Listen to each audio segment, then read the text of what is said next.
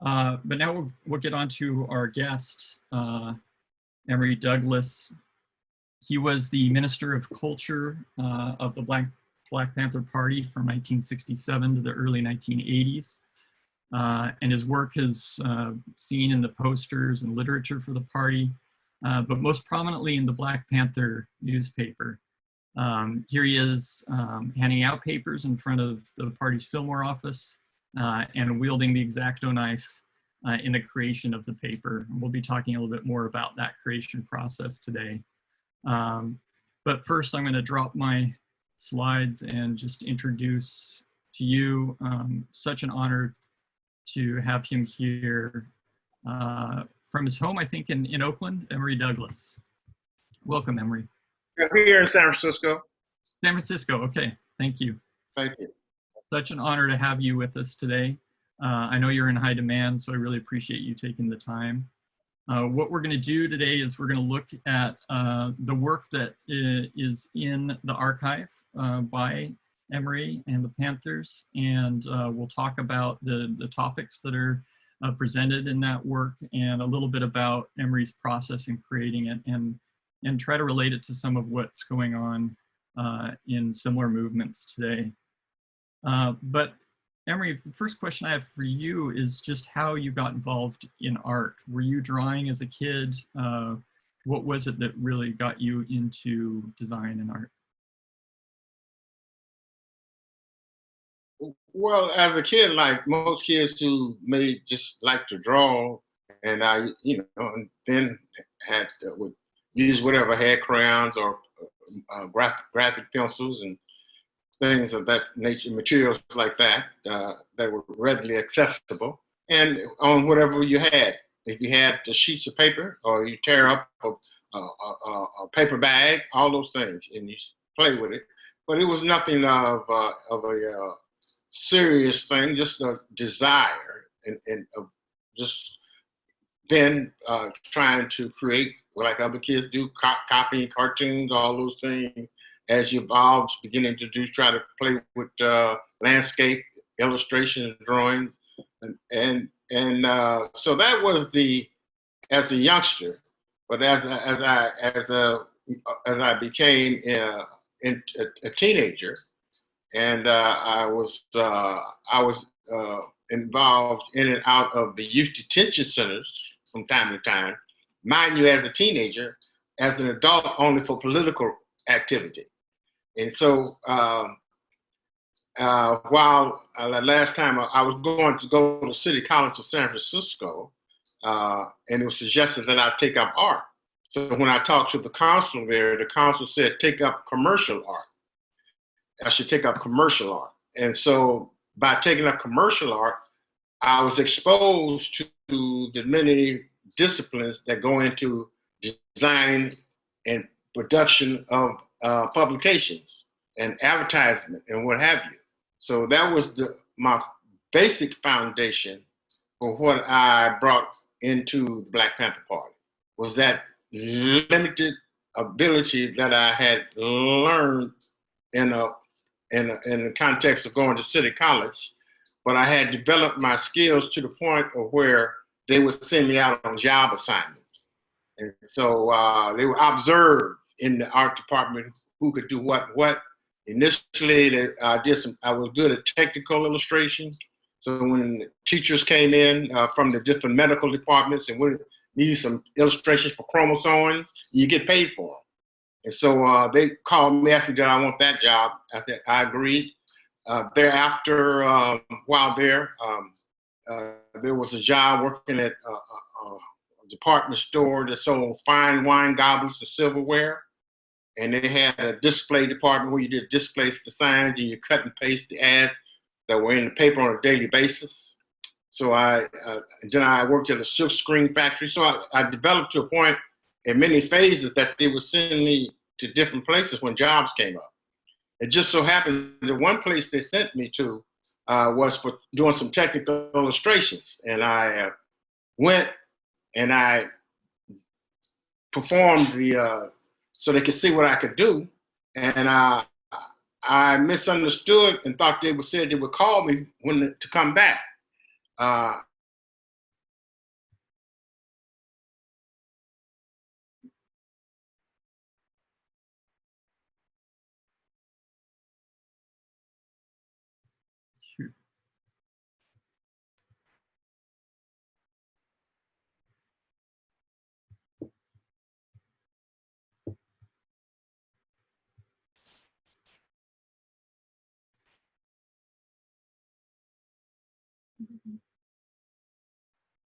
Do you stop?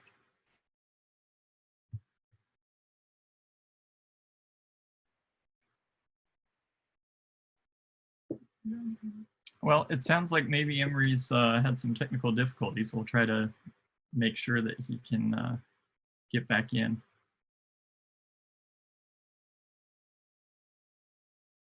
While we're waiting for him, Kate, why don't you go ahead and start sharing what you have there, and I'll try to get in touch with him.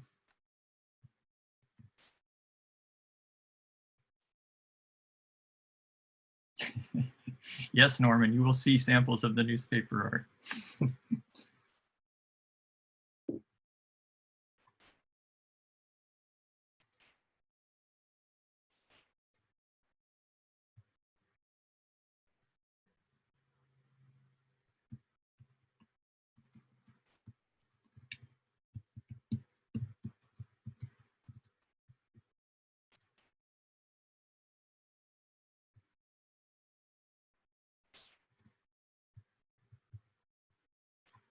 So I'll start answering questions while we wait for Emory to rejoin us.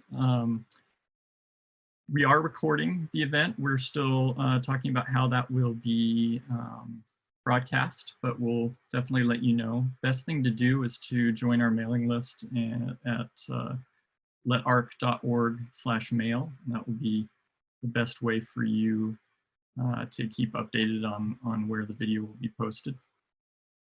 Generally, we have video recordings of the Salon series available just to members. So, but this may be a different situation. In any case, you should still join us as a member, which you can do at letarc.org/join.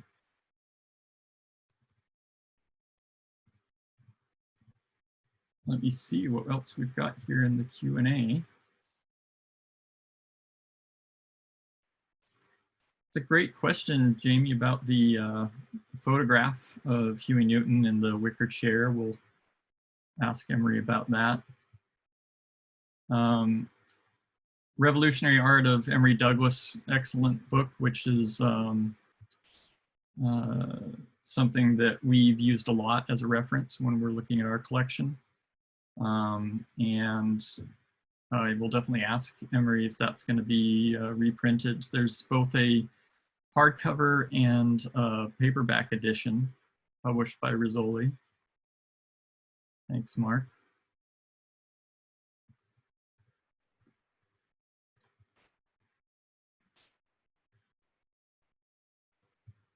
Well, I appreciate all your patience.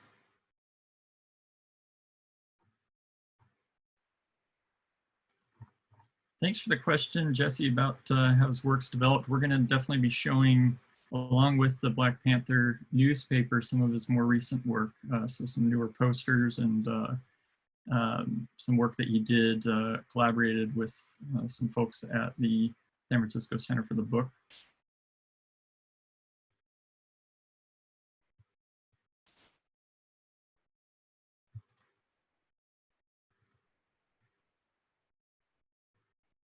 I feel like maybe I should have gone over to Emory's house and just plugged in a Ethernet cable.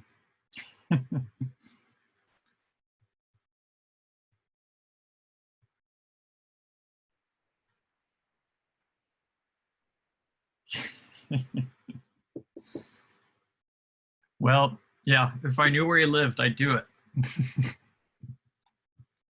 He's in hiding. Only Spike Lee knows where he lives. If you hadn't had a chance to see that great little mini documentary about the poster that he helped design for Spike Lee's recent movie, The Five Bloods, you should check that out. Netflix put out a little video about that. Emory, are you back? Lost his video. Maybe that means he's back in. I'm going to send his number to the panelists, and one of you can give him a call.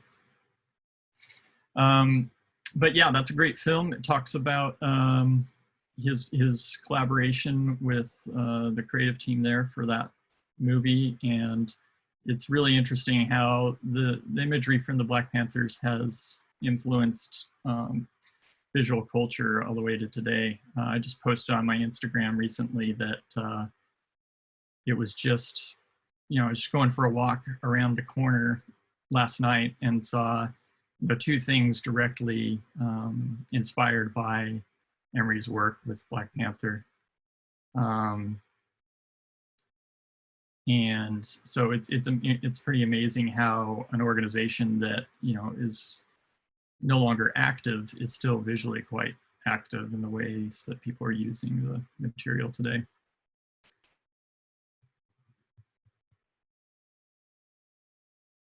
There's a question about illustrations. We'll be talking about the media that's been used in the Black Panther and what Emory often uses. Most of his drawings are done with marker, which is pretty interesting. You can see it in the heavy lines. He uses a lot of marker, and he also used a lot of rub down lettering and patterns, which we'll show some examples of.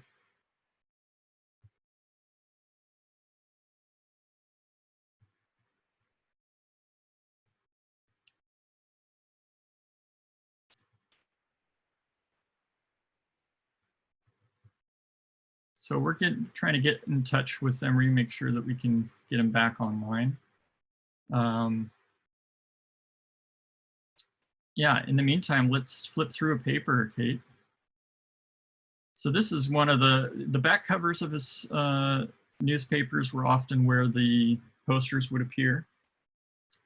And then the front would be whatever is the most pressing news at the time. Sometimes these would be somebody who was jailed, one of the Panthers was jailed, or there was an assassination, or in this case, it's in solidarity with other movements, often socialist movements. The paper was generally typeset on a typewriter. And that was common in the time in the late 60s, when it was the quickest way to set galleys or to get text on a paste-up board that would then be photographically reproduced from the newspaper. It was also a very democratic way to set type. Dario's asking to go slower on the pages. It's really fascinating to see how the medium, the tools of production in the 60s really empowered small organizations without a lot of money and without a lot of time to quickly create a professional looking publication. So, previous to this, you'd need a letraset machine, or a linotype machine. And that's, giant Rube Goldberg device that would cost several hundred or $1,000.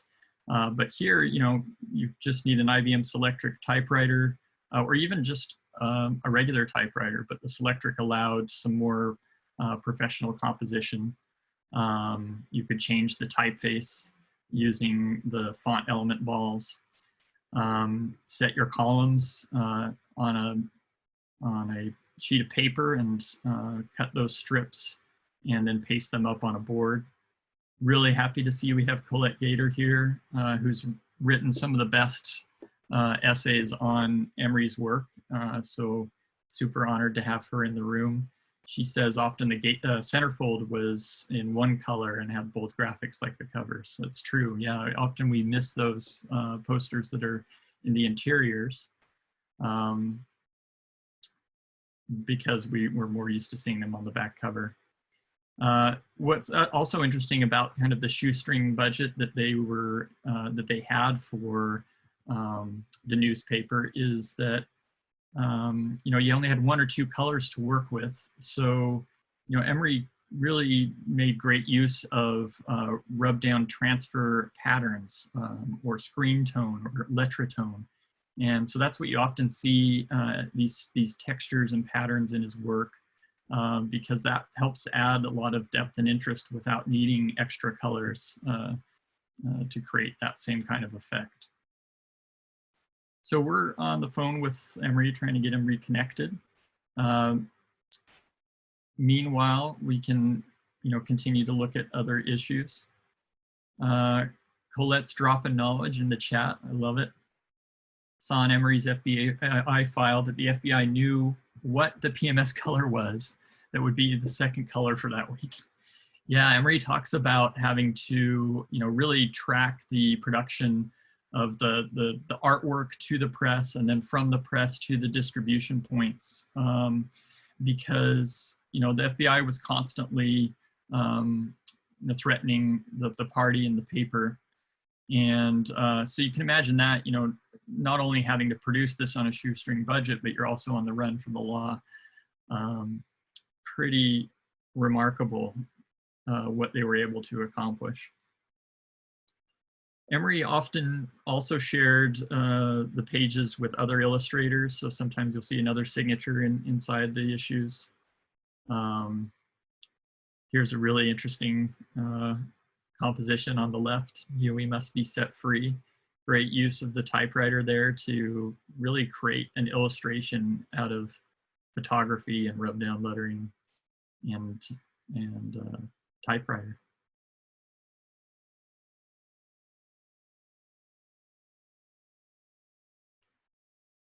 The Black Panther as a image element, as an icon, was often reproduced throughout the newspaper. And it's interesting to see over time how as it got reproduced more and more, it started to just become solid black. You lost all of the detail, but in a way, it made it even more iconic because it was nothing but the silhouette. You can also see in these layouts, evidence of the paced up nature of production at that time. You can see kind of loose rules or lines separating the columns and the folios here. And, it added to an aesthetic that I think actually created an urgency and an authenticity to the creation of the newspaper. This was not a slick magazine, and I think that shows that it was coming directly from the people involved in the movement.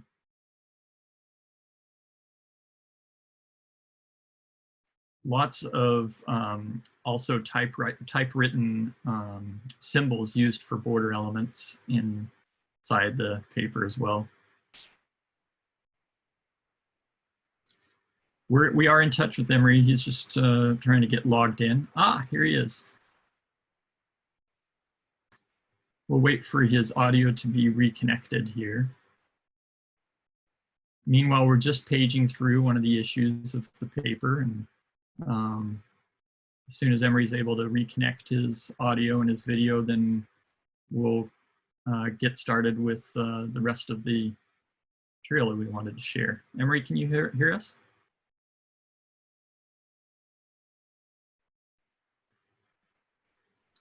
See that you're muted and that your video is off, but hopefully you can hear us. Okay, good. Okay. Fantastic, you're in. All those stuff, right? Your newspaper. Okay, Yeah, I see you're in. Thank you so much for dealing with the technical issues there. Yeah, I don't know what happened. Just went blank. Oh, shoot. Well, I'm glad you're back with us. Maybe somebody didn't like what I was about to say. Well, you've had to deal with that in the past, that's for sure. Well, why don't we get back to what I was going to ask you next is just how... As long as we need to stay, so it's fine. Oh, thanks so much, Emory. That's super kind of you. My next question was going to be just how you first learned about the Panthers and what made you want to get involved. Well, in the 1960s, you had the same as you have today. You had a lot of police murders and being justified.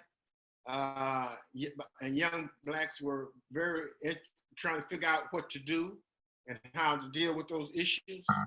And so there were many discussions, debates going on. This is the beginning of the Black conscious movement. When you begin to define for ourselves who we were, as opposed to being Negro, Afro-American, African, all those Black, all those debates and discussions were taking place. And I was involved with the Black arts movement. And during that period, involved with the Black arts movement, there was some folks that I knew who we were all working together, a group of us, trying to figure out what we could do. And there was a meeting that one of them was going to, where they were planning to bring Malcolm X's widow to the Bay Area to honor her. And they knew of my artwork in Black art movement, so they wanted me to do the poster for the event. I went to the event and I agreed to do the poster, but they said there were some brothers who were coming over to the next meeting who would validate or verify if they're going to do the security for the event or not.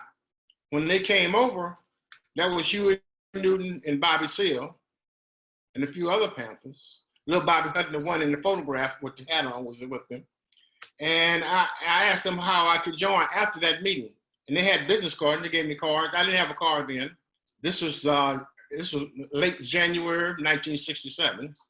And so I used to catch the bus over to Huey's house and hang out, and he would show me around in the neighborhood, introduce me to folks, then go by Bobby Seale's house. So that became my initial connection from transitioning and being in the Black arts movement into the Black Panther Party. Yeah. And Great. so it didn't have a paper then. Going fast forward to April of 1967, the first paper was a legal-sized sheet about a young man who had been murdered by the Richmond police named Denzel Dow, young 13-year-old, I believe, who was murdered. And they got involved with that case directly through somebody who suggested to the family that the Panthers maybe could help them out. This is before there was any notoriety, anything historically known about in the world about the Panthers. This was just in Oakland, California at that time. And so what happened is that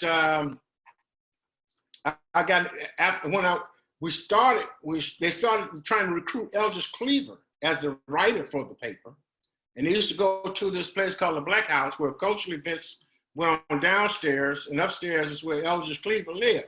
And so they would always come over there to see Eldridge because he was on parole and he was working for Ramparts magazine. He could not allow to, it had been in violation of his parole if he would have been joined the Panthers or tried to be around them. So Ramparts magazine, being a liberal and progressive magazine, used to allow him to cover the Panthers as a reporter. So therefore he was always there. And that's why they were there trying to recruit him. So one day, even I went over there and no cultural event was going on downstairs, and they were sitting at the table. And I seen Bobby working on that first paper, what I mentioned to you about, which was on a legal-sized sheet of paper that had been typed on a typewriter on a ball, pasted down, and the masthead was done with a marker. And I seen him when I came in, and I told him I could help him improve the quality of it, because I still had materials left from City College during that time. And I had like my format type and those kind of, and all my layout materials that we put together. And I went and came back about half an hour.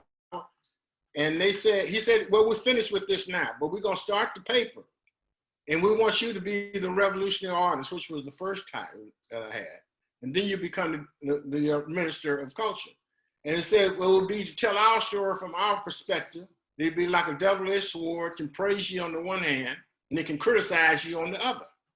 It says because of the community at that time, not being a reading community, but learning through observation and participation, for those who weren't going to, in the community, weren't going to read the long articles, they want to have artwork, they want to have photographs with captions and headlines, so that when they seen those artwork, pictures and photographs, they would get the gist of what was going on.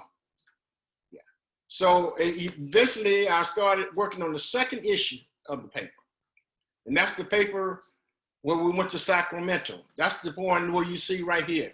This photograph is from Sacramento. Right. And what was happening? it was that paper called the Mayday paper, because May Day fell on a Sunday, so we went on May 2nd, which is on a Monday. And I started doing production work initially, cutting and pasting, using the limited materials that we had to work with. Initially, we didn't have no layout tables, just regular light from the ceiling. We may worked on a regular table, or we may have, if we didn't have that, we had on two monkey things to put on the floor. We could have cut a piece of big board, or if we had a smooth table or door, we put that on there and use that as our layout table. So our operation was a portable operation in the beginning. Right. We could pick it up and we could take it and use it wherever we were. We Right. never worked initially out of any studios and stuff, but only out of apartments that we had. Initially, it was Elvis Cleaver's studio apartment, which we worked out of. And we were using cutting, doing typewriting stuff, most of the articles, and initially on the typewriter with the ball. And let's look at some of those now, and you can tell us some more about how they were made. In fact, Kate's actually showing an IBM. That's what they had on the typewriter. Yes, and it has the alphabets and stuff on it, and you type it, and it comes out on the on your sheet of paper. Yeah, we were actually looking at some of the interior layouts, but I think what we'll do now is we'll look at some of the posters, and you can talk to us more about how those were made. So go ahead and show us some of the first issues that we had in the bundle here. Okay. So this one here, All Power to the People. Is that what you're talking about? Actually, she's going to show us the next pairing. So what we'll do is we'll go through a few different issues, and you can talk about what's depicted in those. While you were out, we looked at some of the interior, but first thing we have here is some of the literature, actually. So did you work on this? Yeah, we could print everything except a newspaper. We had our own in-house publisher, and it grew from being very small, doing stuff, until it became one where we had to work 24 hours, 7 days a week, 365 days a year in shifts because of the amount of internal work we're doing for the organization and community graphics and printing as well.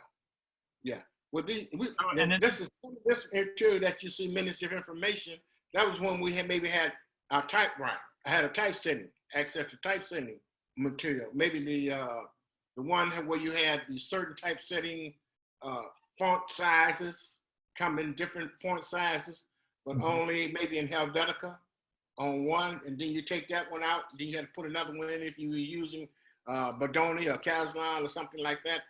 Yeah. So that also.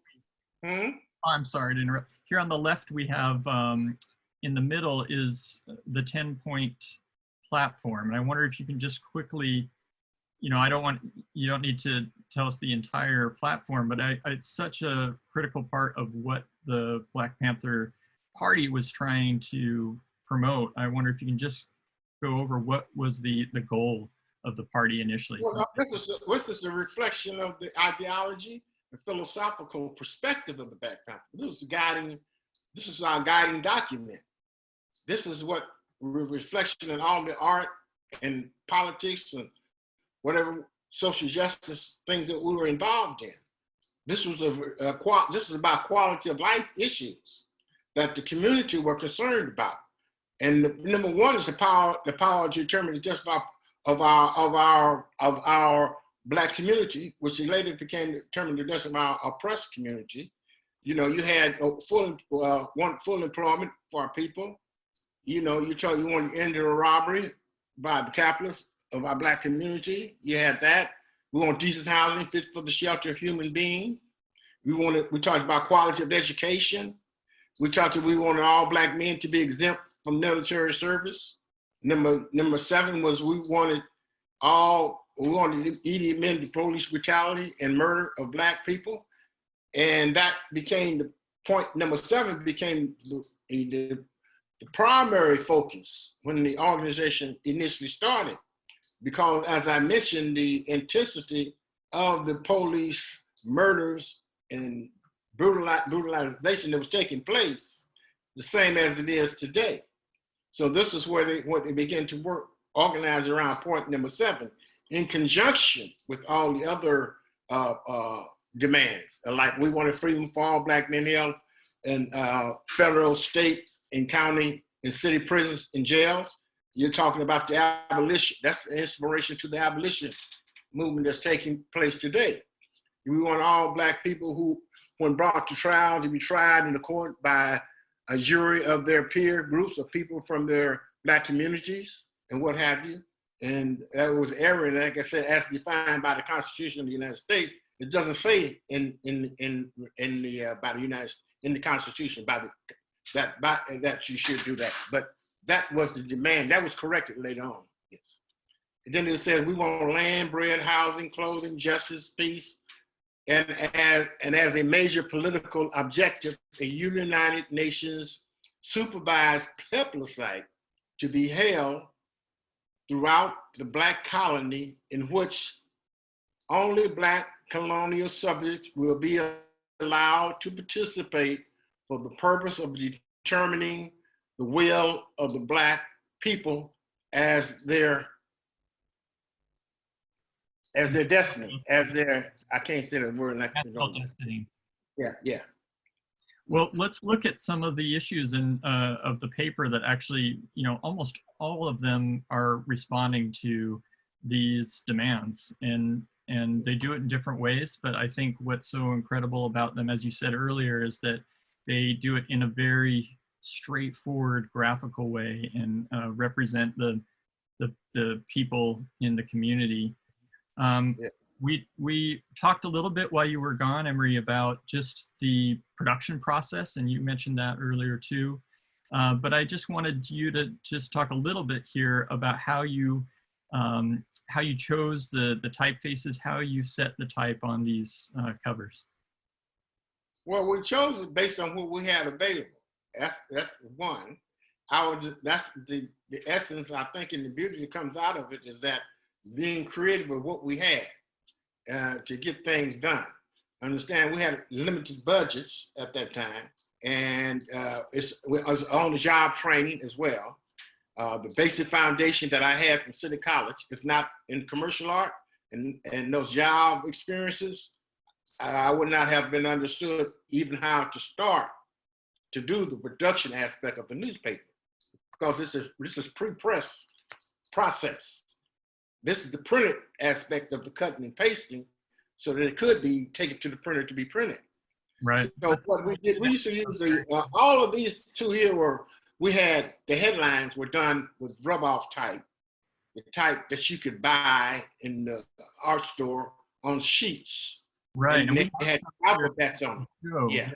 Yeah, but yeah, just like that. But the sheets that we used to buy, these were really more expensive than the one that's holding up there. You used to buy the format. The format one was because you could cut it out, the letters, and had a line that where you could put a blue line, not photograph the blue line, and cut your letters out and line them up. And then you could cut and paste. You could paste it wherever you wanted to paste it. And then we could have, if we didn't have the right size that we want, we could enlarge them, blow them up, those kinds of things. Right. We didn't even have a dark room initially, so we used to take them to allies and friends to have them blown up, and those kinds of things. Yeah. And but yeah, this type we have, but these are basically look like they're still got the liner, so you can put a line down underneath to make sure your letters look kind of straight.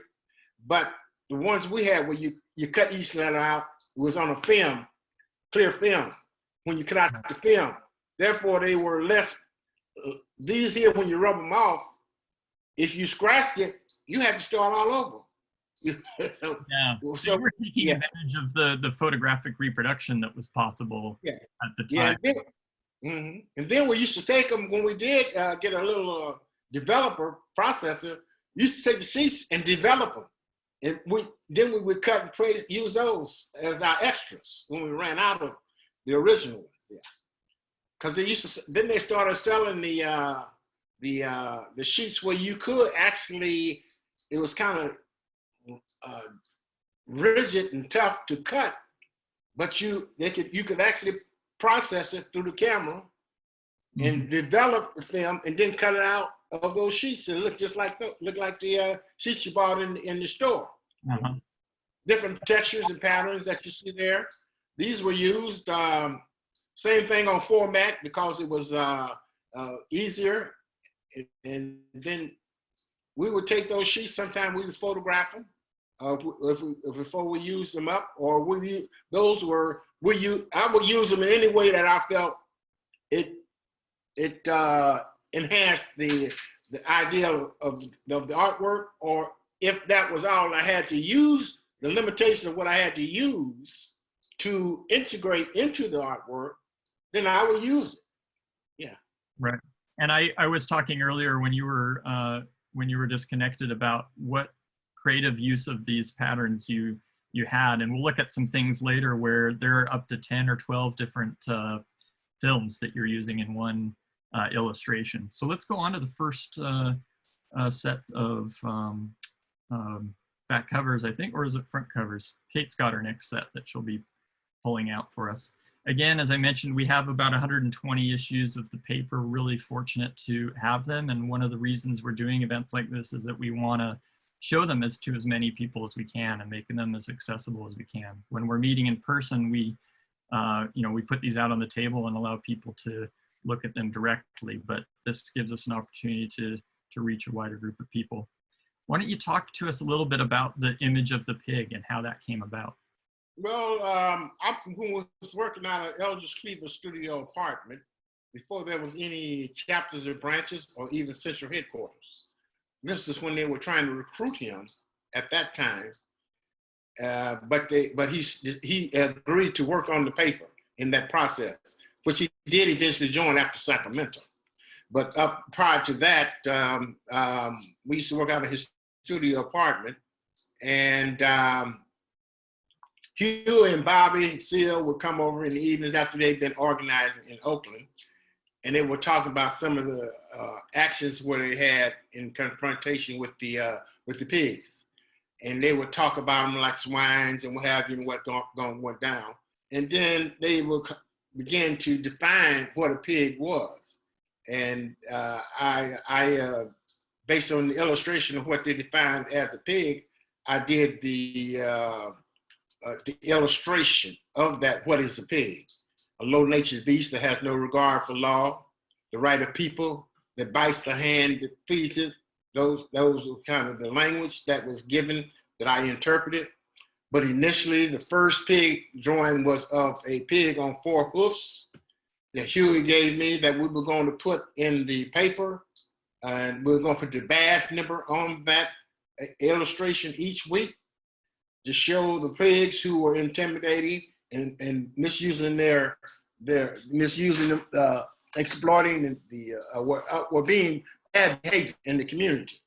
And so it just so happens that was the badge number that we were going to put on it the first time we put on it. It was also happened that was the police that got killed when Huey got shot, when they tried to murder Huey out organizing. His name was Fry. He was known as a notorious bad actor in the community. So the images the pig drawings were meant to be provocative in many ways, and reflected that in the artwork. And they became a symbol, an iconic symbol that transcended the Black Panther Party. The African-American community became a broader symbol for those who were being victimized by the system overall. Yeah, I know you use the pig as a symbol for, as we see here, imperialism and fascism and other symbols of power being corrupted. Yes, yeah, because this one says U.S. imperialists, and it says get out of Africa, get out of Asia, get out of Latin America, U.S. imperialism. Mm-hmm. And then I noticed there was another symbol that kind of pops up now and then, especially when it comes to international relations or imperialism, and that's the vulture. I think we have a couple of examples of that, but tell me how that came about. Well, you were here talking. Sometimes it came from the conversations that you heard while you interacting on the paper or in the politics of things within the organization, like you and Bobby and others talking and calling them blood-sucking vultures, and those kind of things in the context of what was being communicated at that time. And so I began to integrate that into the art, blood-sucking vultures, yes. And so the Not next, that I would ask you was just, it felt at a time from hearing it and internalizing it, when I seen it was relevant to use it, that vulture iconic image, then I would apply it, interpret it in the artwork. the next thing we'll look at is some of the front covers that tend to be kind of poster-like, some that are representing the Panthers that are in jail or that have been assassinated. And I'm just curious here about the editorial decisions of the newspaper. How did you meet as a team and decide what's going on the cover, and then you're making those headlines, or was this was all what you decided to put? We had a whole dynamic. This wasn't your traditional type of editorial situation or production situation. This came out of the necessity and the needs as it evolved. What had happened is because of the basic training I had at City College, when we had to do cover designs and artwork, and we were doing it as to trying to meet the standard of what was being done on a professional basis, you had to break it down how it was done, those kinds of things, what went into it. And so in doing a lot of that concept, I was able to bring that into the front covers to give it more of a magazine poster look than as a just straight up editorial type of publication that were standard during that time. I love the Angela cover. It's just fantastic. Yeah. Mm-hmm. And so that's how this came about.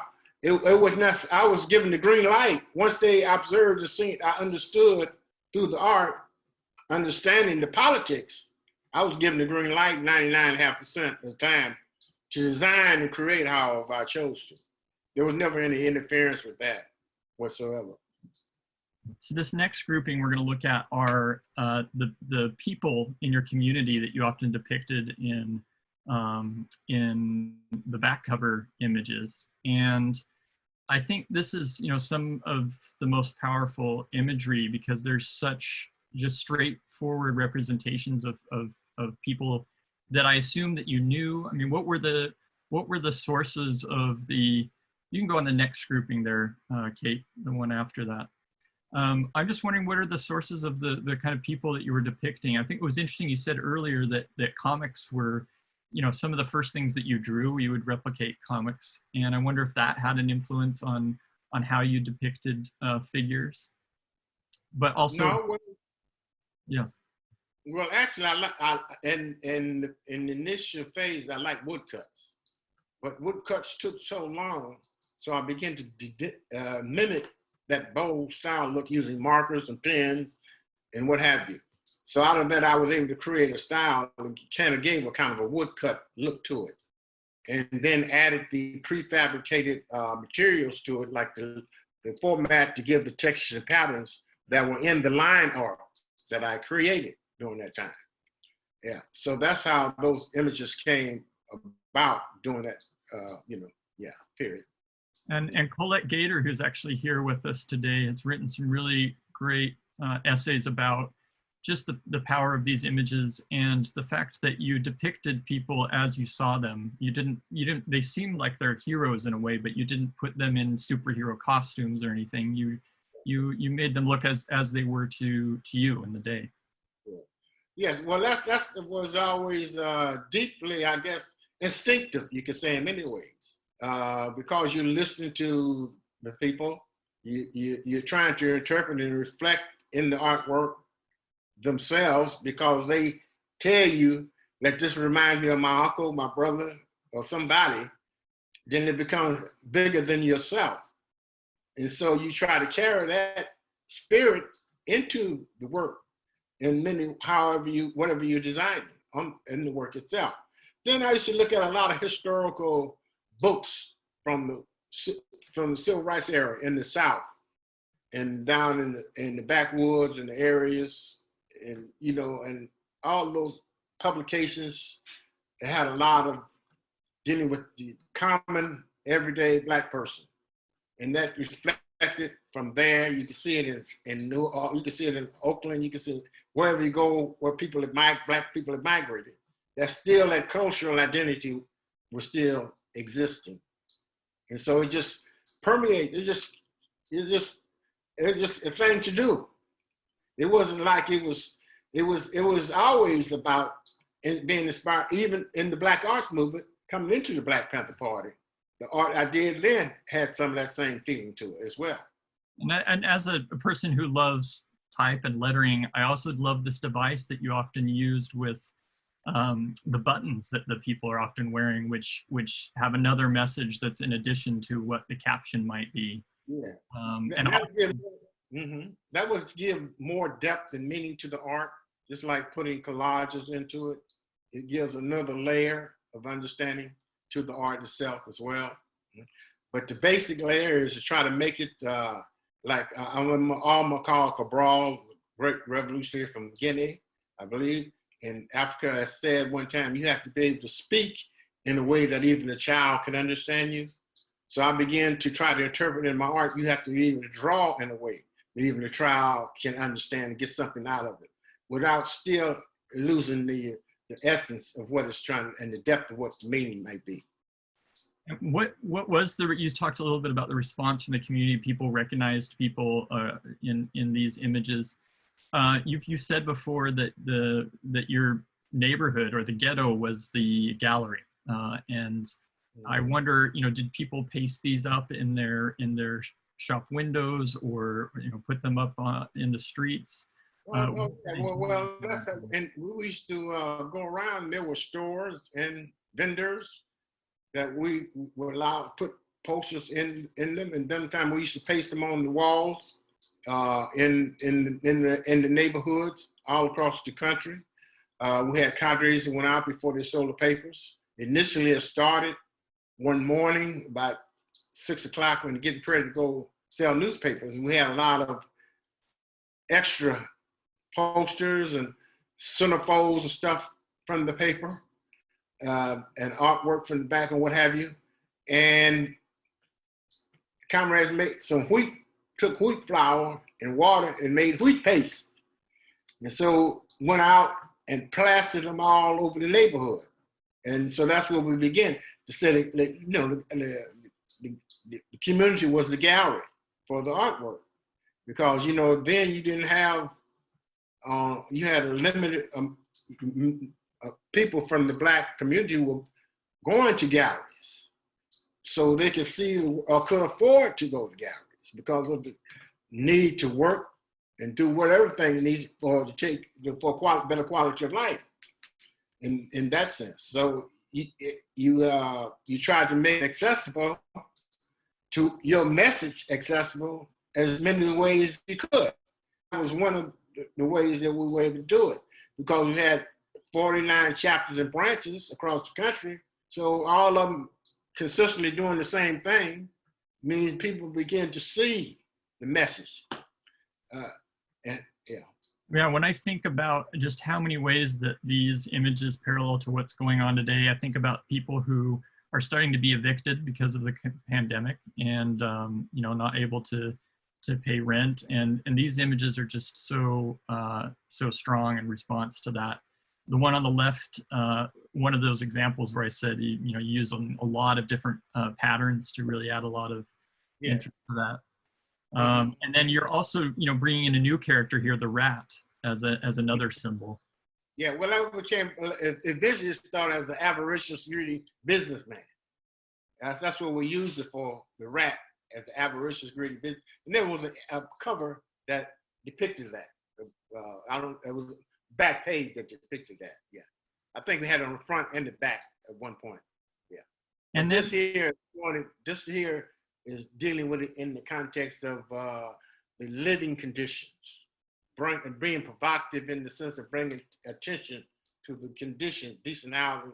We want decent housing. We want decent housing, shelter for the human, shelter for decent housing, shelter for human beings. And so that's what this reflected. And the other things that you reflect, as we'll see in this next grouping, is the social issues and other issues that are beyond, a lot of times when people who may not be as familiar with the Panthers are, they think of the Panther as just, that initial image of the beret and the guns. But there were some incredible social programs that the party really developed on its own. Yeah. In fact, the breakfast program for children, feeding, up to 10,000 kids every morning around the country, which was a model for school lunch programs around the country. And then you see here some other kinds of programs such as health clinics. Yeah, these are all based on some of these. This is based on the boycott here. The one to the left says don't support the greedy, and the button says support the needy. Well, Huey Newton was traveling around the Black community, and he seen these guys who he knew who owned these liquor stores. It was called Cowpack. You had some of the Oakland Raiders and other black business people who had these liquor stores, and they came together called Cowpack. But what happened is that they didn't have no black liquor distributors at all during that time. And so what happened was that he was seeing them boycotting this big chain store, and they wasn't having any success because he asked them what they were doing. And he asked them we'll help you with the boycott if you donate to the community survival program. And they agreed. So when we went and started boycotting the store, we got it down to a minimum of people going in, except for the elderly and the handicapped, in about 3 days. And they said, well, we can't go anyplace else because we don't have any transportation.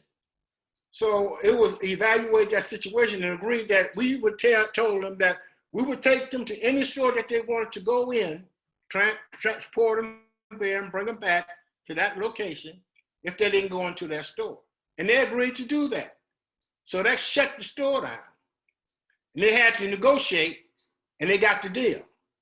But when they got the deal, the store that was named Bill Boyette, who was boycotting, who was leading that boycott, he reneged on the deal. He refused to donate to the Black Panther Party. He tried to play us. So we said, okay, we're gonna boycott you.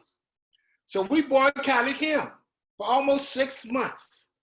We had a whole crew from 6 a.m. in the morning to 2 a.m. that night when they closed. First, Black community wanted to know why we were boycotting. Then when they seen, we explained it to them, they come by honking, all those things. And we used to saying, Bill Boyette, we love you too. We know you're a victim too. As we boycott. It shifts all day long. The power of rallies, everything. So there's a lot connection to some of these images than just the image. It's based on what took place as well.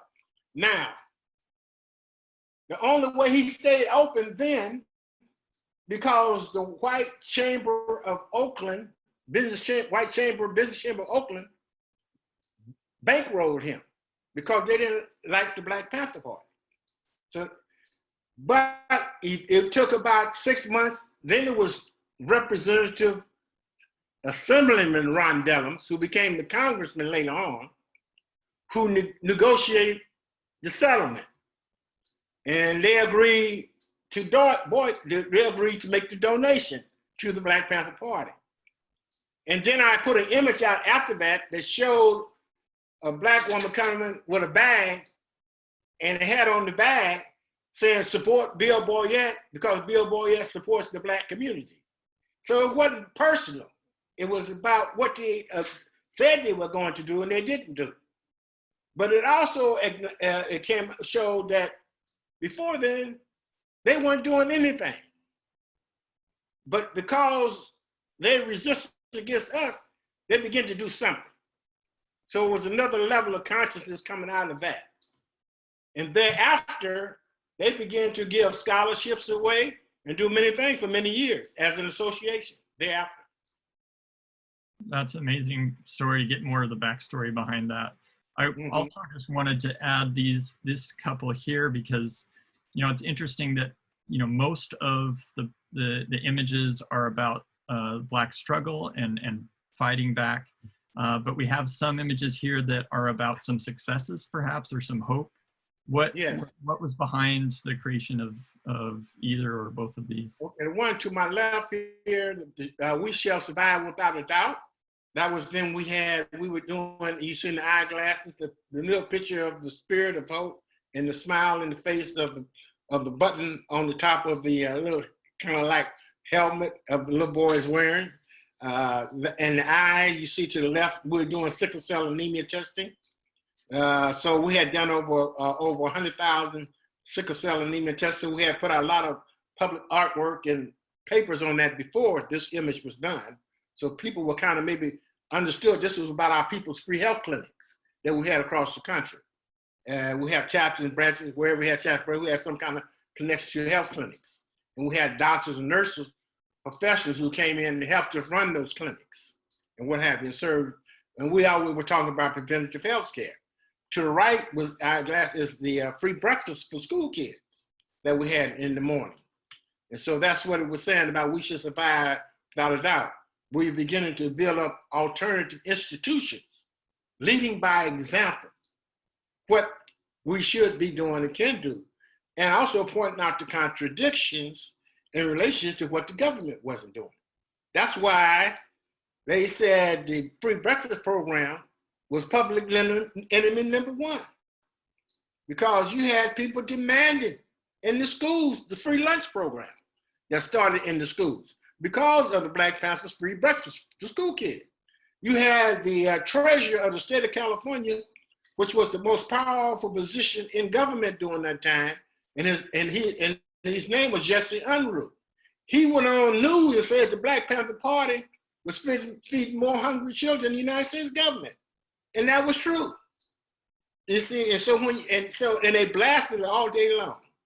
And back there, connection, you had other people, maybe who liked or disliked us, begin to implement and put in practice free breakfast programs, free social justice programs, as you might say today, and who may have not wanted to connect with the Panthers, but had seen no other options in relationship to having to do something in order to be relevant in that context. Yeah. So this next one is one that's kind of unusual. You do a lot of collage, but this one's pretty special, and I think it speaks to the fact that the paper. This is from later in '74, but the paper was also talking about political issues that affected everyone. And here's capitalism basically controlling the government. Oh, yeah. This is I. Gerald Ford, 38th puppet of the United States, and it was showing that the corporations, as you see today, the oligarch, run the country, and that's what you're seeing today. With the stock market in the back and all this stuff. They talk about how the stocks is going up, while the people's quality of life is declining. Yeah. And then once in a while you'll do more of editorial cartoon or a comic strip style, and I thought this was incredible. I learned to do that when we had to do comic strips, kind of a storyboard to do a small animation when it was at City College, where you had to write it out, and then you had to do the sequence of them on your storyboard of the illustrations. What the story itself. And so this was kind of, this came about from the Olympics, looking at the Olympics and what have you, and profiling during that time. And so what you have is the sun down at the Olympics, and you see them getting down, they run the race, you come to the winner's line, pass and stand up on the podium, and you're holding up the flag, and when it goes back home, it's still a nigger is a nigger is a nigger. No matter what, you're a doctor, you're a lawyer, in the United States, you profile because of the color of your skin. So that was representing. And that played right into the most recent 2 or 3 years, still today, but also when they had to make the lawsuit and they had to agree in New York, where you had over 600,000 Black and brown people profile for many years just because of the color of their skin. To come find out that only about 1% of them had any kind of contraband. And then they talked about how the police will show them how they were the biggest and best gang, who controlled stuff, all those kinds of things came out. Yeah. So we're going a little over time. I hope that's okay with you, Emory, because we have a couple of questions coming up, but we do have a couple of sets left to look at. And one is, I wanted to ask you about collaborations with other organizations. So one of those would be OSPAL, or the Organization of Solidarity with the People of Asia, Africa, and Latin America. This one here on the left is actually the back side of a Black Panther, where it looks like you maybe had another contributor organization. Bastia, yeah, and La Siete de la Raza was the seventh. Those are some Latino brothers who had been charged with the killing of a San Francisco policeman. They had went to some of their own folks and activists, and they couldn't get any support. They came to us, and Bobby Seale said, yeah, we'll work with you and help you out. And what we did is we got them a lawyer.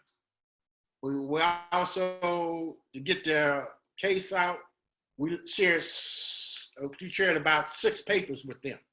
The one side was their paper, you flip it over was the regular Black Panther paper. Yeah.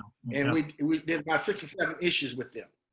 And because of our assisting and helping them, they were found not guilty of killing the San Francisco policeman. What they're doing, the same thing that Trump talked about today, that's what they were talking about with your brothers then. You would call them wetbacks, all the negative names when they seen them carrying their legitimate items out of their house and into their house, stopped them, the whole bit, and come to find out that the police shot each other. The other police killed the other police, you see, but they were going to charge them with the murder. Yeah. And so we were able to help them. Yeah. Sorry about that. And this image on the right is from the back cover of a Black Panther, but then on the left is OSPAL. Yeah, well, those were the 2 images to your right, to my right, were the actual images I did in the Black Arts movie, in the separate images. And I played with them again in the Panther. But OSPAL, this is how we knew that the different liberation movements and progressive and revolutionary governments were reading our paper, and particularly from Cuba, because they remixed 3 or 4 of the art pieces of artwork that I did, and with amazing posters, like this one. This art here was in a little, maybe 2x2 or 4x4 at the bottom in black and white in the interior of the paper. So they remixed it into this amazing poster, saying solidarity with the African-American people, August 19, 1968, in 4 different languages. It's so great how well and it was basically with the solidarity with a lot of amazing work that they did. The tri-continental posters, OSPAL, like you said, Organization of Solidarity, with people from Asia, Africa, and Latin America. And I was inspired by a lot of that work that I used to see back in the day. Yeah, that was actually a section we had to skip, but I wanted to ask about your inspirations. But we have so many questions coming up now. I'm going to let those questions from the audience drive the final segment. But we want to show just a couple of recent pieces of work. You did something a few years ago at the Center for the Book, which is our neighbors down the street in San Francisco, called Reparations. I wonder if you'd tell me a little bit about this project. Well, Center for the Books asked me would I like to do a small book, which they do this whole project on small books. And I had already, and I decided to do it kind of like accordion, but I had an image that I had already done called Reparations, where the figures were made up the word reparations. And so this is what you see here. And with the symbol down at the bottom is a dugong symbol. And what the double change, it means it says you are a slave of him whose handcuffs you wear. So that's a symbol you will see a lot of, and so I designed it to integrate it because I felt it was relevant to the word reparations. Yes. And What are some of the other recent things you've been working on? I know that you just had a collaboration with Spike Lee on a movie. Well, yes, Spike Lee had called the Five Bloods, DA Death Five Bloods. He seen a poster that I did in 1969. Our fight is not in Vietnam, free the GIs. And he had been looking at other stuff, and I think that poster was something that attracted him to the point as he felt strongly about and wanted to get that feeling into one of the posters that they were using to promote the film, The Five Bloods. So we used, that's how that collaboration came about. Yeah. And then these are some things that were printed by Inkworks Press, who our educational director, Grendel Lofquist, she was working there, and so she had some of these in her collection that she donated to us. Mm-hmm. Things, from the last 10 years or so. I used to use the soy-based ink, but after a while I got my own printer.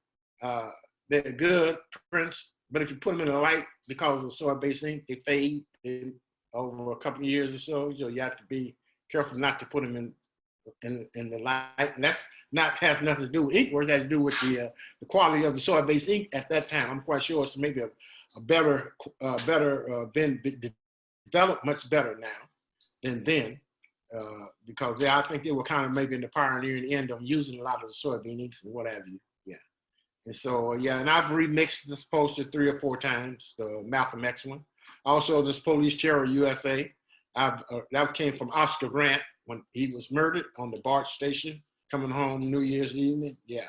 And so I've remixed it and used it different ways. Of one I just recently put on my Facebook that was, it was integrated into that artwork. Mm-hmm. So then before we get to this was, I think I did a black and white kind of painting on that one. And then I scanned it in, okay, the image, the artwork to the Police Terror USA. And most of these, you're using marker or paint. What's your usual medium? With this one, I use acrylics. I think I might have did acrylics on this one. I might have did it first, but I might have did ink. Most of the stuff I do ink drawings, line drawing. Then I can scan them in and play with them in the computer. And paint, but those first 2 were acrylic drawings. Yeah. This was images here. That's Black stuff. That was during the San Francisco State Black Conscious Movement. I was transitioning into the Black Panther Party, and when I did that one. Yeah. So the one on the left here is very early. And we have a really good friend of the archive, Silas Monroe, who was just recently there and pulled this out as one of his favorite images, and just really appreciates everything about it. And yeah, it's interesting to know that's one of your early ones. We have a few posters. People have different ones they like, so. That's right.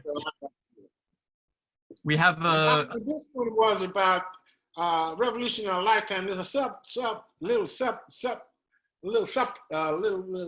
kind of point going on there too, in relationship to the baby and the white doll. I used to take my daughter shopping, and I would tell her, that was before Barbie came out and the other ones. I used to ask them, now, do you see any dolls in here that look like you? Because they like dolls. I said, well, I'll buy you a doll once you can buy a doll that looks like yourself.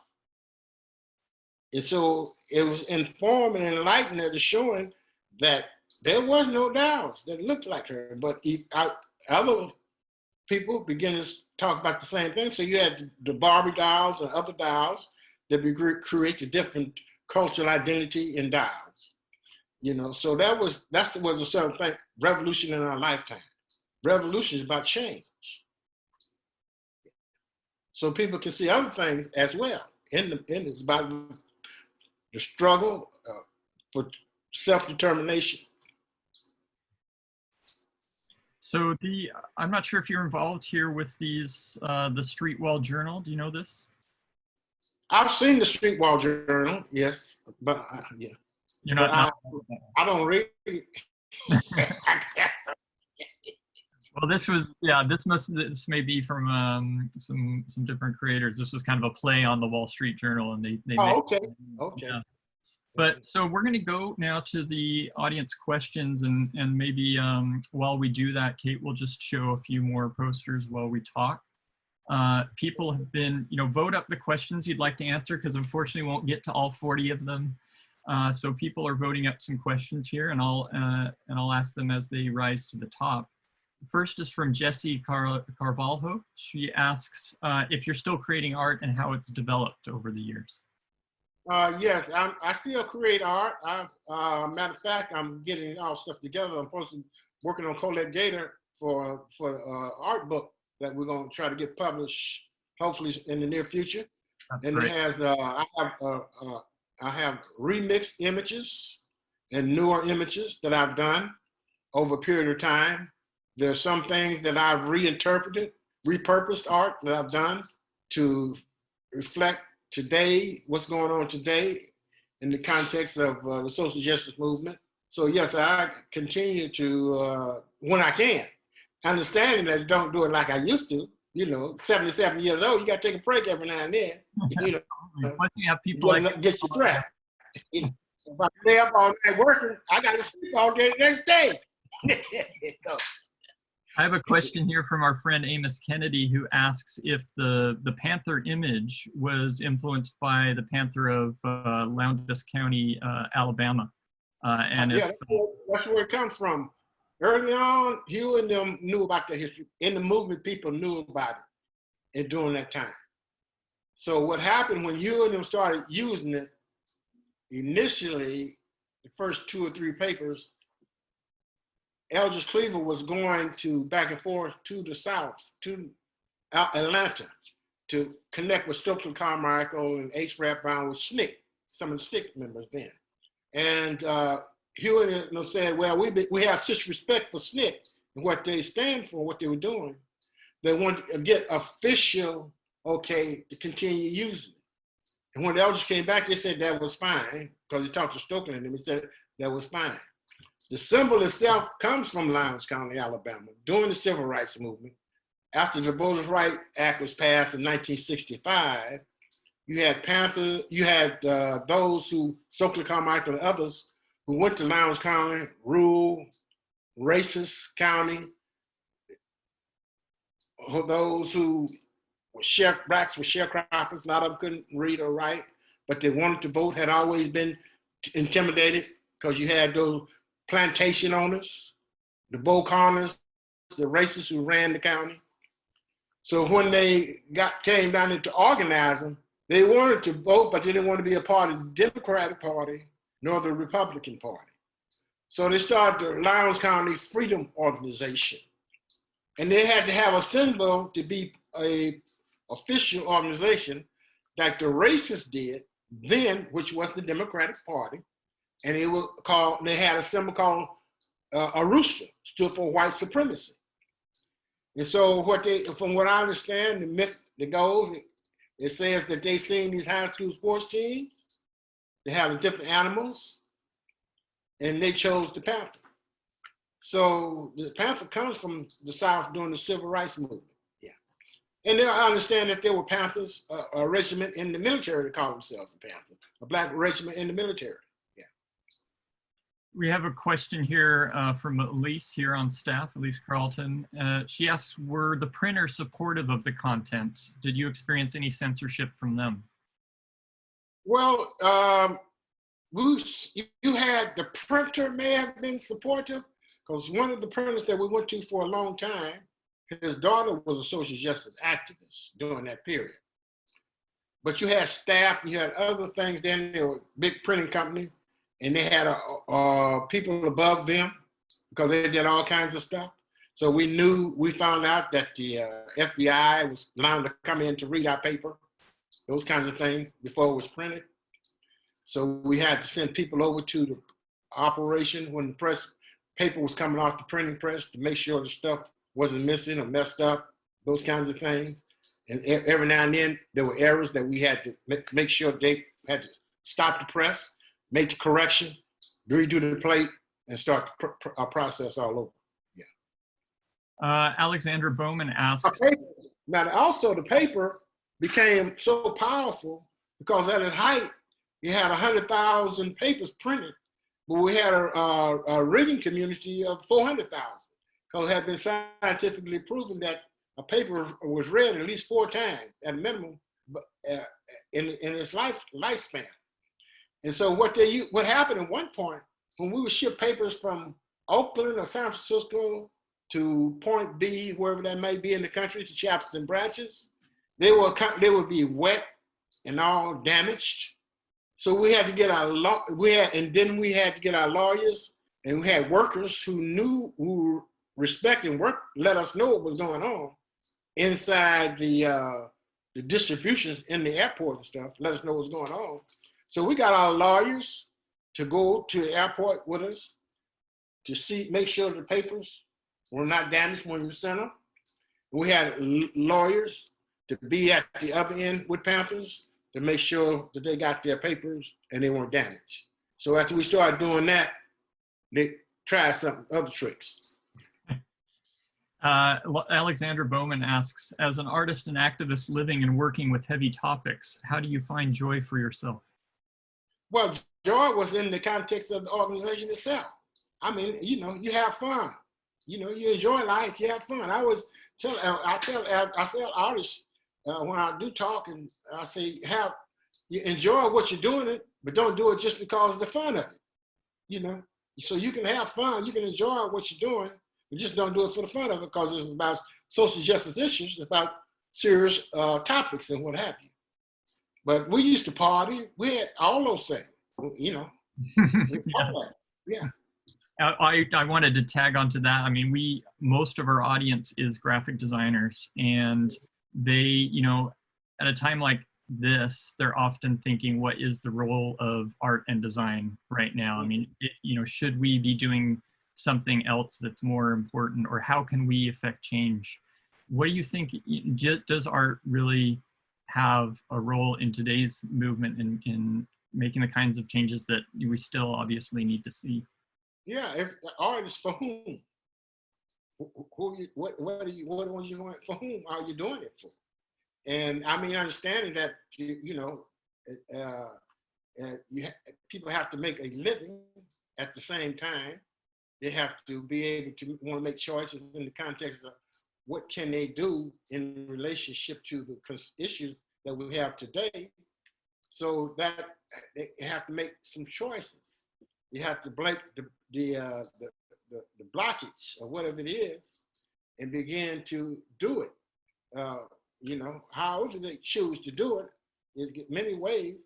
I mean, you can there's you can do it, the aesthetics and the beauty and the symbolism in art can be approached from that perspective. It can be approached from the hard, provocative subject matter that we're confronted with on a daily basis, but that can also have a beauty to it as well. If it didn't, people wouldn't be looking at it. If people didn't like it and appreciate it, they find something, it wouldn't be. So you have to figure that out. And it takes volume. It wasn't just one image. It's a volume of work here, you see. And so in that, you try to keep your balance and your harmony and your sanity. Yeah. And you have to make it relevant in the context of now. Historically, some of these things can transcend time because of the subject matter and how they're done.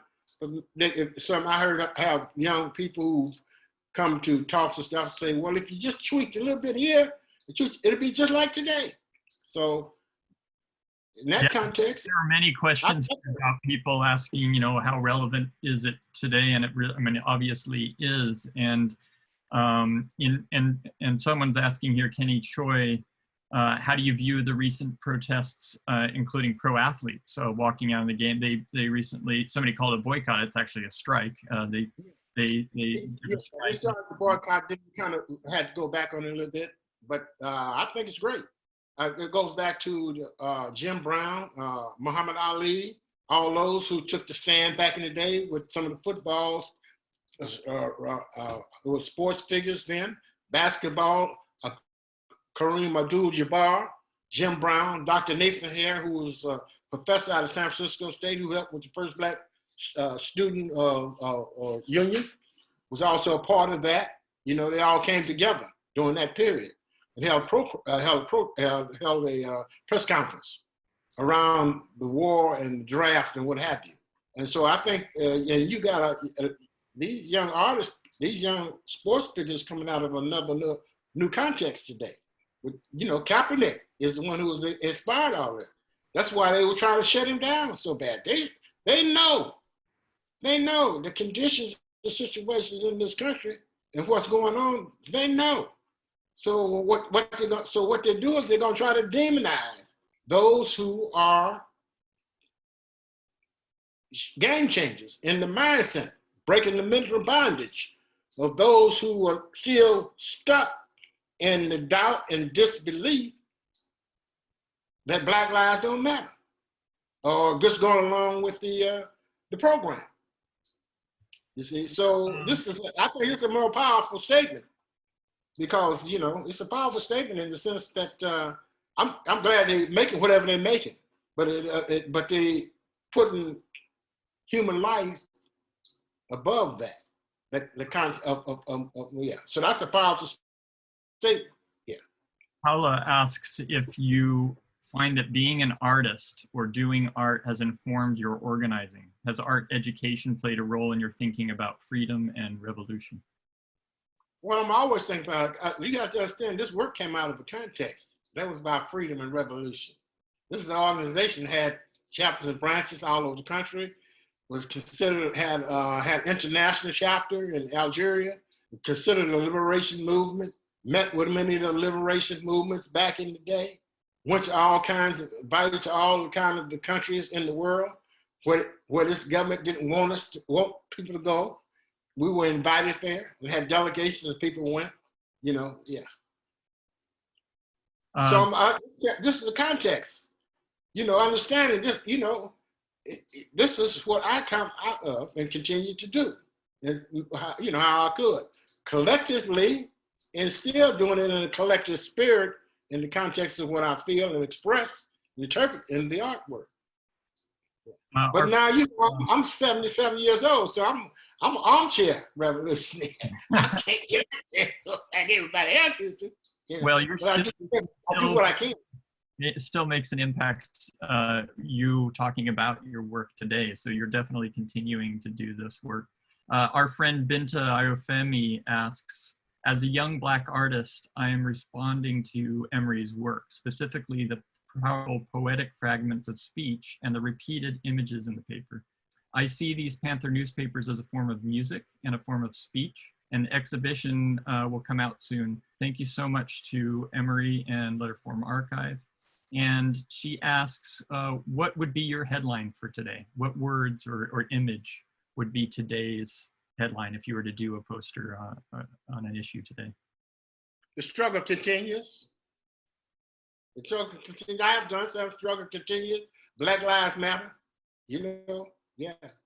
Police Terror US Day. All those things still, yeah. Global warming, respect Mother Earth.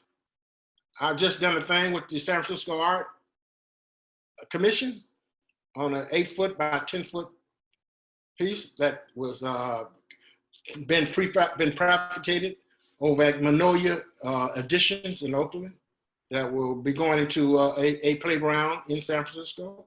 Yeah, and it's a remix of an older image called Black Panther, All Power to the People, the paperboard, but in a new whole concept and design dealing with respect Mother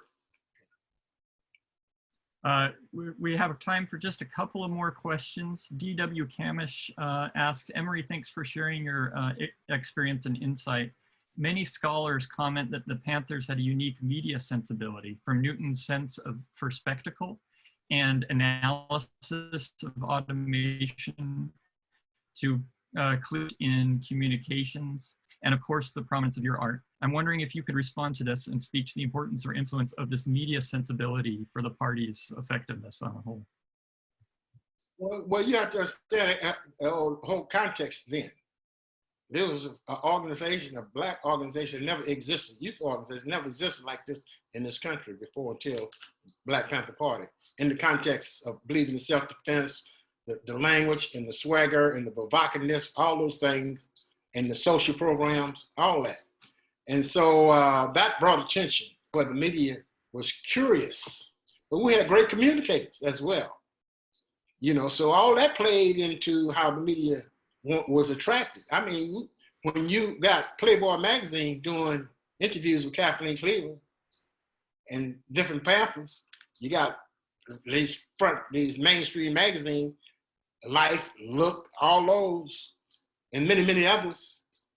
And then you have some folks in Hollywood types who are progressive-minded, supporting in solidarity. Then you got the scholars like Eric Erickson and others who are doing books in connection, conversation with Huey Newton. All these things are part of the fabric of the PR. And what we understood, that when even went to Sacramento, it was understood that it might be, we call it a colossal event, the first colossal event, where the media might be there and might be attracted and want to talk. And if we got arrested, that they need somebody to be back here in Oakland to deal with the media.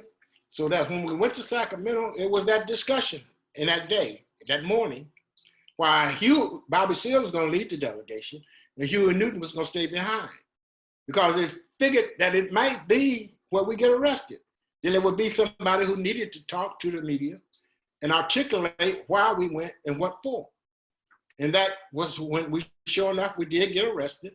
But then there was a peak in the climate, and it'd been the right place, right time sometimes, because this was in the height of the police murders and always being justified in the country. That was continuously going on into the 67. And so you had people who were organizing. The Black Panther Party for self-defense was started by Huey Newton. Wasn't the first party, Black Panther Party. There were many formations coming from the South during that time. Who knew about Lowndes County? But Huey and them always said the one who serves the interest of the community, who said like our free food program, our breakfast programs, all those things, those would be the groups that the people would gravitate to. So I wasn't worried about that aspect of it. So that was the colossal events of understanding those things. Because when you have broad support, you have the media want to know, what's this? How you support this organization or whatever. Doesn't mean we didn't have our distractors, but it just said we were a force. So therefore, and we had our own newspaper. So if they didn't want to promote it, we could publish it. And they read our newspaper. So that was the power of it, the communication, telling our story from our own perspective. In that context, you know, so this, what I did came out of a whole nother dynamics in the context of being a part of a movement, as opposed to, and people coming out of a movement today, maybe in a different context than what we had, because we began to live in collectives. We had people who came in, who wanted to work, had jobs, but couldn't leave their job because of the fact that they had to pay rent. So we began to get collective housing. So people who wanted to organize could stay in those collectives, didn't have to worry about food, all those kinds of things, and they could focus on organizing. Yeah, I was going to ask about how did you fund the paper? How did you survive while doing that? Well, we funded the paper in the beginning because we had a lot of speaking engagements, colleges, universities, Huey, Eldridge, Kathleen Cleaver. We had a lot of that going on. Eldridge had his book out. Huey had, I think, had some books coming out. All that. We printed our own materials then. Everything. We printed a lot of posters, as you had some posters, you know. We did some t-shirts, few t-shirts, a lot of buttons, a lot of donations and stuff were coming in. All that. So that's how we basically funded the operation initially. Mm-hmm. Well, the last we had our printing operation. We had our own printing operation. So we did community printing. We could undercut the regular printing because understanding what the overhead was. So we did it in a community-based prices. So they appreciated that. So they would come to us all the time. And we had connections on the campuses, student unions and all that, wanted to do things with us all across the country. Yeah. All right, last couple of questions. Winmon Key asks, as the a Minister of Art and Culture for the Black Panther Party, how did you come to the imagery that conveyed the points and need of international solidarity to fulfill the program? What are— How do we— So he goes on here, or she goes on, they go on. What are important things to keep in mind when deciding on producing art and calling for people's organizing and resistance? Well, that comes out of the context of what's taking place. The art comes out of a context of solidarity, showing solidarity with the work, but it also comes out of the context of the people themselves. I mean, we were part of rallies. We were working with different groups and stuff in the community and on a broader scale. You hearing what they're talking about, the concerns are. So this art is not in isolation from those feelings. It's an expression of those feelings, interpretation of those feelings. And like I said earlier, the response, how you know that it's bigger than yourself and that it's relevant.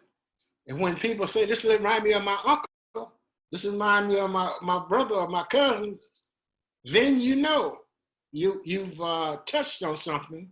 Then they become the heroes in the art. They're the performers on the stage. And they look to see themselves in the artwork in many ways. I remember the exhibition I had at the New Museum, Contemporary Art in New York. After that, we had a dinner, and the Panthers from Harlem said that there was so much interest in the work in the paper that he began to turn it over and sell it from people looking at the artwork. So it had that kind of impact because, it just did. Well, the last question here from Joel. So many images are associating guns with empowerment and self-defense. Today, the people seizing that image are right-wing, white supremacist folks. Do you think Black or left-wing people could or should retake that form of empowerment? Well, that has to be determined by those who choose to. There are those who believe that. You have to understand, the self-defense didn't start with the Black Panther Party. You had the deacons for self-defense who were ministers, who just protected the Black communities back in the days of the South from the raids of the Klan. So that historically goes back way beyond the Black Panther Party. You had a Black man who was the head of the NAACP named Robert Williams in Monroe, North Carolina, who believed in self-defense and defended himself. And him and his wife, Mabel Williams, believed in self-defense. That's why he was expelled from the NAACP and had to leave the country after threats came on his life, called wanting to integrate the swimming pool, wanting to have the right to drink out the same water fountain as white. And so they set him up to frame him, and he left. But he had started a gun club under the National Rifle Association, but for the purpose of defending the Black community against the racists, you see? So it's a historical context there, in that context.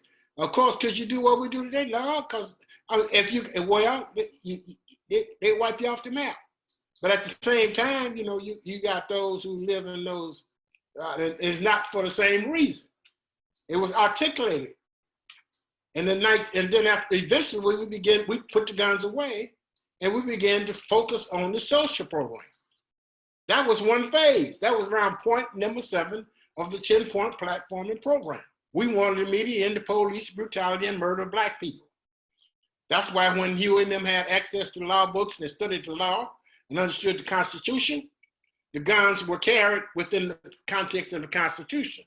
The confrontation and relationship to the police was when out on the patrols and observing young people being stopped and harassed and profiled by the police, letting them know, standing a legal distance away, not interfering with the officer's arrest, letting them know that they had a right to give their name, address, and phone number, take the Fifth Amendment.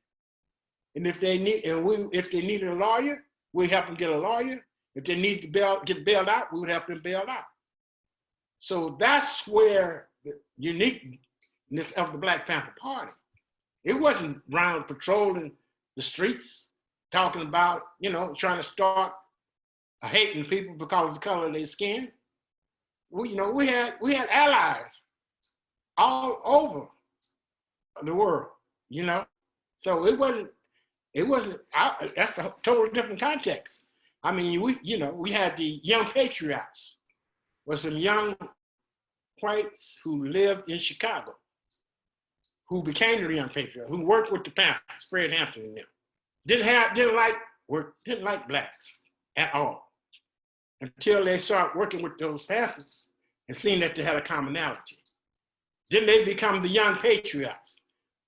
And they began to, and there's a film where they took Fred and them to a meeting where all these white people, poor people, they never had nothing to do with black people. But they were able to enlighten and inform them about the issues, and they became our allies, the Young Patriots. So, we had to committed to combat fascism. For those who couldn't join the party, predominantly white and others who didn't want to join the party. You had John Brown Society. You also had the SDS, Student for Democratic Society. All those, so our allies were broad. Young Patriots, the Young Lords, Puerto Ricans out of Chicago and New York, the E.Y. Coon, Red Guard, Chinese Americans in Chinatown, where we used to go shoot pool with them in Chinatown. Yeah. That shows the power of organizing and then finding common ground with other groups. Yes. Well, we have. Yeah, there was a mention from Colette that people have been asking, how do we get a hold of the book Black Panther: The Revolutionary Art of Emory Douglas, and it's out of print right now. And so Colette really recommends people get in contact with Rizzoli and say, they should reprint it. It's a great book, really good writing in there, really good images. When we're back out of the pandemic again, we welcome people to the archive to see your work as well. You have a collection also at another museum in San Francisco. I think they have a full run of the Black Panther. I can't remember. Well, many people collectors, and they've been collecting stuff for many years. So you have the Oakland, I know the Oakland Museum has a large collection. Mm-hmm. So I'm not sure who in San Francisco. I know Bill Jennings, Black Panther Archivist, has 2 or 3 collections of work. At the time we were trying to survive. Most of us were trying to collect. We were trying to do the work and survive during that time. But a lot of people come collectors thereafter. Yeah. Right. Well, our goal is to try to make this collection as accessible as we can, and we'll definitely, once we can allow visitors again, we definitely welcome you all to visit. And I also like to see our folks support the political prisoners, the freedom fighters who are still incarcerated today. They need support. Thank you. Yeah, and I really appreciate you continuing to help to send the messages of your work by speaking to us. I know you should be able to have your rest. I can tell you don't look a day over 60, but I don't believe how old you are. But I really appreciate all the time that you've given us. We have a long chat that I'll send you so you can get a sense of all the joy and love that's coming from the audience here. Lots of questions we haven't been able to answer, but we'll try to do that in a special, maybe on the blog later on, letterfromarchive.org. But thank you again, Emory, for your time. I'll end it with the way that you often do, which is all power to the people. Right, and all power to the people. And much love to you and the listeners and everyone. Okay.